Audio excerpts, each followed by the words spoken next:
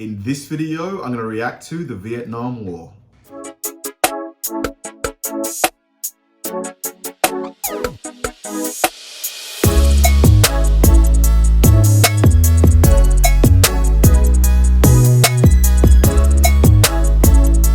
Hi guys, and welcome to another episode of Kabir Considers. This is the place where I react to music, media, sports, anime, anything related to popular culture.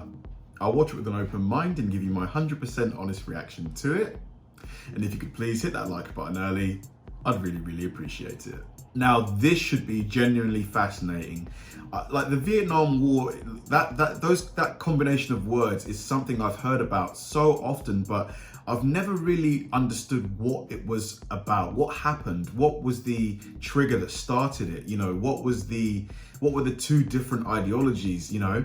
And in one of my favorite movies, The Watchmen, they kind of talk about it a few times, but they don't really go into the details. And it's not something that I was taught in school. I kind of wish I was. If I could go back in time, I would have spent a lot more time learning about history. And when I was recommended this video, the person who recommended it said that this channel does a great job in kind of giving an unbiased telling of the story, you know, not particularly heavy on one side versus the other, just a kind of breakdown as to the chain of events, what started it, and, you know, what came to pass. So yeah, this is going to be really fascinating. So let's go. This is going to be me reacting to the Vietnam War. Let's do it. Okay.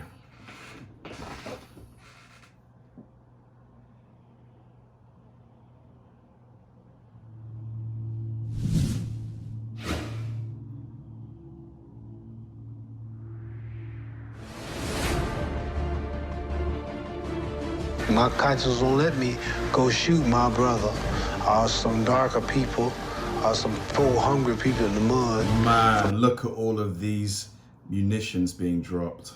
Big powerful America. The promises of the great society have been shot down on the battlefield of Vietnam.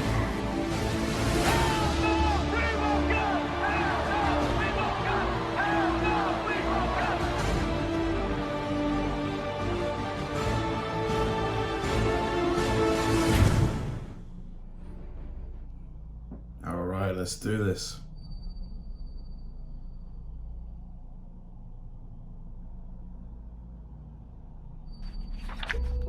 On the 21st of July, 1954, the Geneva Agreements officially ended the French rule of Vietnam. Like Korea, Vietnam was divided in the interests of the Soviet Union and the USA. It would soon become a new frontier in the bipolar world. The North was under the communist leadership of Ho Chi Minh, backed by the Soviet Union and China, while the South was under the American-controlled Ngo Dinh Diem. Diem's regime was incredibly corrupt and repressive. The North exploited the civil discontent in the South. They sent guerrillas and… Wow. So hold on a minute. Goodness me, look at this image right here. Like, I think I've seen this on an album cover. So this guy set himself ablaze? Oh man. I need to know the story behind this. Was it in protest of something? It must maybe of the war? North exploited the civil discontent in the South. They sent guerrillas in 1956 to organize an uprising which started in 1959. These rebels, supported by the North Vietnamese Army, were later known as the Viet Cong. They effortlessly defeated the divided, under-equipped, and incapable South Vietnamese Army. The success of the Viet Cong didn't go unnoticed. In May of 1961, President Kennedy sent 400 advisors to South Vietnam in order to train and equip its army against the Viet Cong and NVA. I don't think that unless a greater effort is made by the government to win popular support that the war can be won out there. In the final analysis, it's their war. They're the ones who have to win it or lose it. We can help them, give them equipment, we can send our men out there as advisors, but they have to win it, the people of Vietnam, against the communists. On November 1963, a significant event occurred that surprised many. Diem had been overthrown and killed in a U.S.-backed coup. Wow. There are several reasons for America's involvement in the coup. Firstly, the oppressive actions of Diem toward different factions tarnished America's global image of being a liberator. Secondly, Diem failed to unite the South against communism. And lastly, Diem refused to comply to America's request for policy reforms. Earlier in this documentary, they mentioned how this Diem guy was really, really corrupt. It's just, is it an inevitability of being put in a position of power that corruption will eventually find itself just within that person? I mean, why is it that it's just such a common thing in leaders to be corrupt? Like, it's just sad, you know, that people can't be relied on when they're put in positions of power just to do the right thing. You know, you wanted to be put in a position where you're responsible for the people, then be responsible for the people, you know, do the right thing. We're prepared to continue to assist them, but I don't think that the war can be won unless the people support the effort. And in my opinion, in the last 2 months, the government has gotten out of touch with the people. The repressions against the Buddhists, we felt, were very unwise. Now, all we can do is to make it very clear that we don't think this is the way to win. It's my hope that this will become increasingly obvious to the government, that they will take steps to try to bring back popular support for this very essential struggle. Well, hasn't every indication from Saigon been that President Diem has no intention of changing his pattern? If he doesn't change it, of course, that's his decision. He's been there 10 years. As I say, he has carried this burden when he's been counted out on a number of occasions. Our best judgment is that he can't be successful on this base. We hope that he comes to see that. But in the final analysis, it's the people and the government themselves who have to win or lose this struggle. All we can do is help. They started with me on Jim, you remember. Yeah, he was corrupt and he ought to be killed. So we killed him. We all got together, got a goddamn bunch of thugs, and we went in and assassinated him. Now, we really had no political stability since then. The assassination of Diem had a paradoxical impact on the Communists. On the one hand, they were unhappy at the news since Diem's oppressive rule was an instrument of recruitment for the Communists, thus it was an ideological loss. While on the other hand, they were pleased at the news since the coup fractured the South further, which was seen as a military and political gain because the SVA was divided between Diem loyalists and other factions. It also took 4 years to fill the power vacuum. Wow. Within that time, the North regrouped and rearmed. Overall, it was a victory for the Communists. Wow.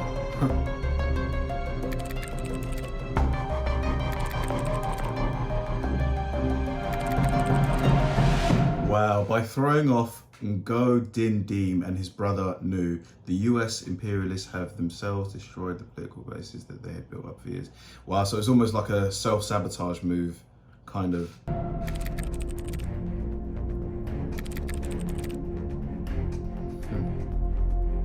By the time of JFK's assassination in November 1963, there were 16,300 advisors training the ever-divided South Vietnamese Army. On the 2nd of August 1964, the USS Maddox was attacked in the Gulf of Tonkin by North Vietnamese forces. President Johnson, however, falsely claimed that the USS Maddox was attacked a second time. 2 days later, the ship's captain thought he was again coming under attack. One of the pilots was not so sure. Well, I was over those destroyers for over an hour and a half. Below 1,000 feet, lights off, watching everything they did. I could hear them chit-chatting on the radio, the Maddox and the Joy. They seemed to have some intermittent radar targets. I took it upon myself to get out there where they thought a boat was and try to kill it if they didn't. But it was fruitless. And I'd go down there and there was nothing. Wow. Ignoring the conflicting evidence, the Pentagon insisted there had been a second attack. The outcome. Oh no, so was this kind of like the thing that set it off because, you know, thinking that there was a second attack, it kind of gives you license to retaliate, doesn't it? Was that Congress had passed the Gulf of Tonkin Resolution on August 1964 without a thorough investigation. Oh, man.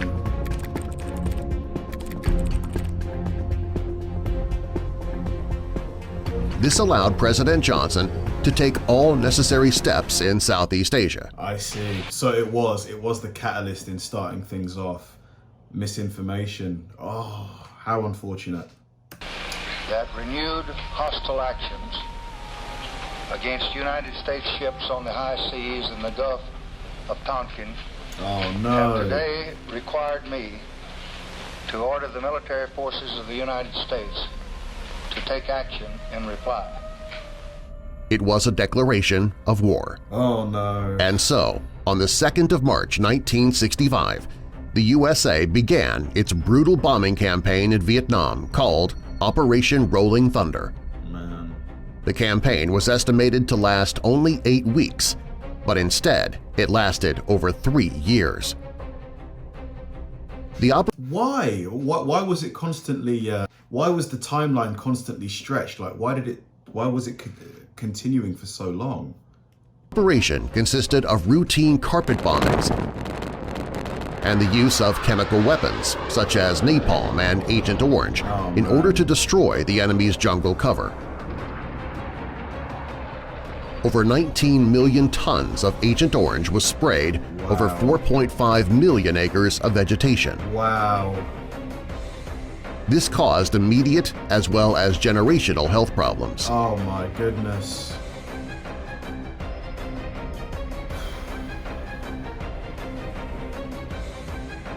Oh man. Then came the arrival of U.S. Marines in May 1965, whose main objective was to guard airfields.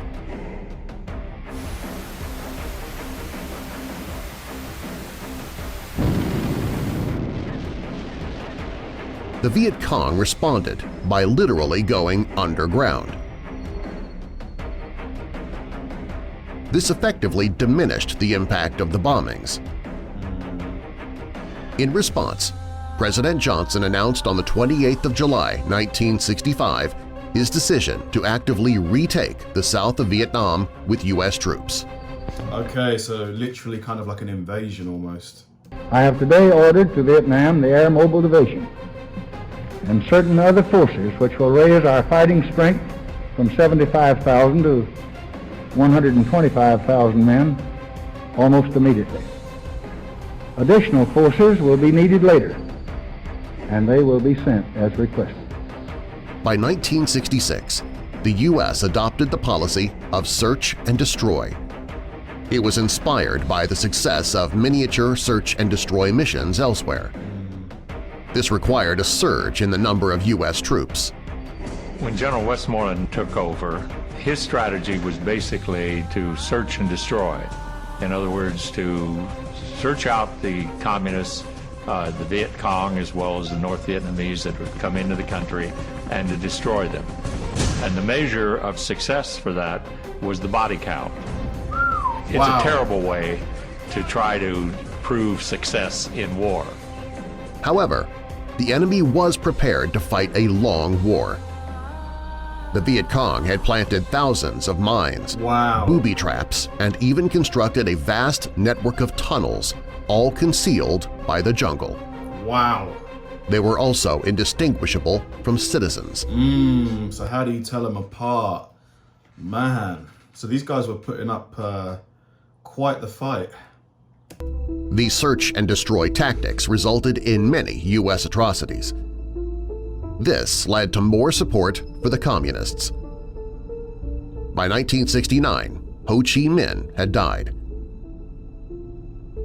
Also by 1969, there were over 530,000 U.S. troops in Vietnam, coupled by international support.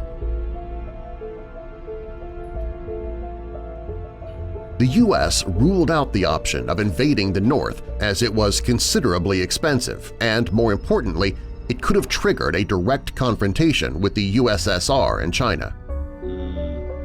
Instead, America focused on recapturing the South while only bombing the North.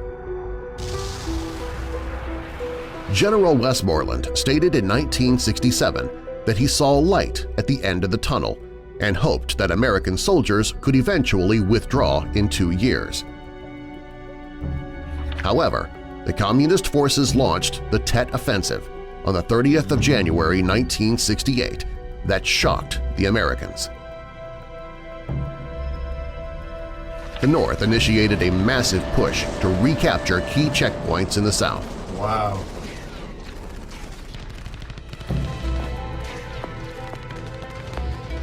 The counterattack by the North extended the war, and subsequently more American and Vietnamese lives were to be lost.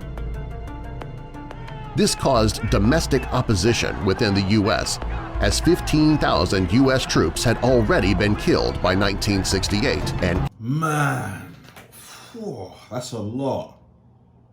That is a lot of people. 15,000. Counting. While the war was becoming an inordinate burden on the taxpayer. My conscience won't let me go shoot my brother or some darker people or some poor hungry people in the mud for big powerful America and shoot them for what? They never called me nigger. They never lynched me. They never put no dogs on me. They never robbed me of my nationality. Killed my mother and father. What I'm gonna shoot them for what? How am I gonna shoot them? Them little poor little black people, little babies and children and women. How can I shoot them poor people? Just take me to jail. I want to make it very clear that I'm going to continue with all of my might, with all of my energy, and with all of my action to oppose that abominable, evil, unjust war in Vietnam. I mean, the biggest thing for me is just the fact that this whole thing started because a proper investigation was not done. I mean, just what a calamity. It's just, oh, words can't even describe. Hell no, we won't go! Hell no, we won't go! Hell no, we won't go! Hell no, we won't go! President Johnson could take no more. With American sons in the field far away, with America's future under challenge right here at home, with our hopes and the world's hopes for peace and the balance every day, I do not believe that I should devote an hour or a day of my time to any personal partisan causes or to any duties other than the awesome duties of this office, the presidency of your country. Accordingly, I shall not seek and I will not accept the nomination of my party for another term as your president. This led Nixon to adopt a policy of Vietnamization, which aimed to provide the South Vietnamese Army with the capabilities to fight the North independently. So this is kind of like going back to, because that's what was initially kind of happening, wasn't it? You know, the training of the Vietnamese to kind of fight their own battle. So it's almost like it's kind of gone full cycle.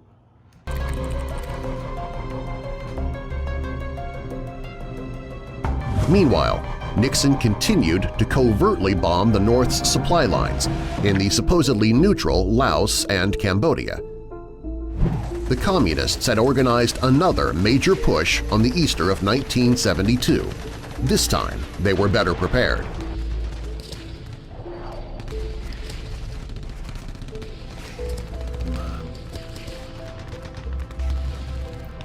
Nevertheless, by July… That helicopter, oh my God, you would hate to be inside that as it's going down. The fear, the absolute terror. 1972, the Americans eventually countered this push.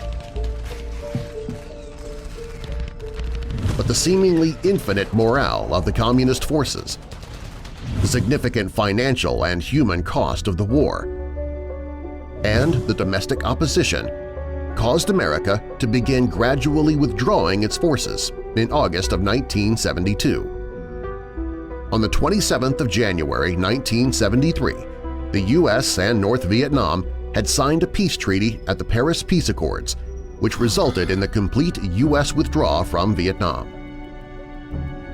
That we today have concluded an agreement to end the war and bring peace with honor in Vietnam and in Southeast Asia. Finally. The following statement is being issued at this moment in Washington and Hanoi. At 12:30 Paris time today, January 23, 1973, the agreement on ending the war and restoring peace in Vietnam was initialed by Dr. Henry Kissinger on behalf of the United States and Special Advisor Lee Duc-Tho on behalf of the Democratic Republic of Vietnam. The agreement will be formally signed by the parties participating in the Paris Conference on Vietnam on January 27, 1973 at the International Conference Center in Paris. The ceasefire will take effect at 2400 Greenwich Mean Time, January 27, 1973. The United States and the Democratic Republic of Vietnam express the hope that this agreement will ensure stable peace in Vietnam and contribute to the preservation of lasting peace in Indochina and Southeast Asia. On the 30th of April 1975, the Communists had captured Saigon and unified Vietnam under communism. America had lost the war. Spanning the Saigon River on Highway 1 was the last the Communists had to cross to enter the capital. We didn't know it then, but this was the last fight.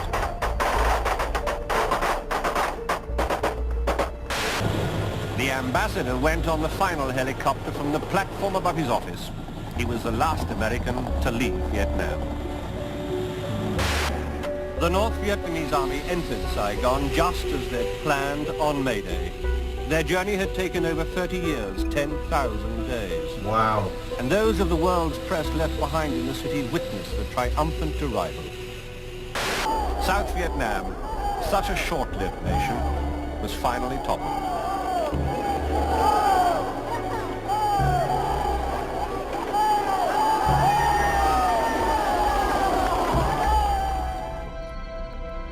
For more content like this, please like the video. Wow, that was absolutely horrific. I mean, just the chain of events that led to it, you know, the misinformation about whether the ship had been attacked and, you know, just the use of Agent Orange and just, you know, the amount of fatalities, the carnage. It just highlights the horrors of war, you know.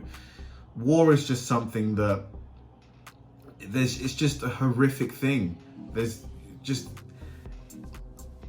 if we can avoid it as a species, we absolutely shouldn't in every way, because the carnage that it leaves behind, you know, in terms of the human loss, the financial loss, the devastation, it's never good, you know. Just, yeah, this was shocking, honestly. Thanks for watching, guys. If you enjoyed this video, please like, subscribe, turn on bell notifications, and keep throwing the recommendations my way. I know I say it all the time, but they genuinely help me out, because if I know you enjoyed watching something, I'll definitely enjoy reacting to it.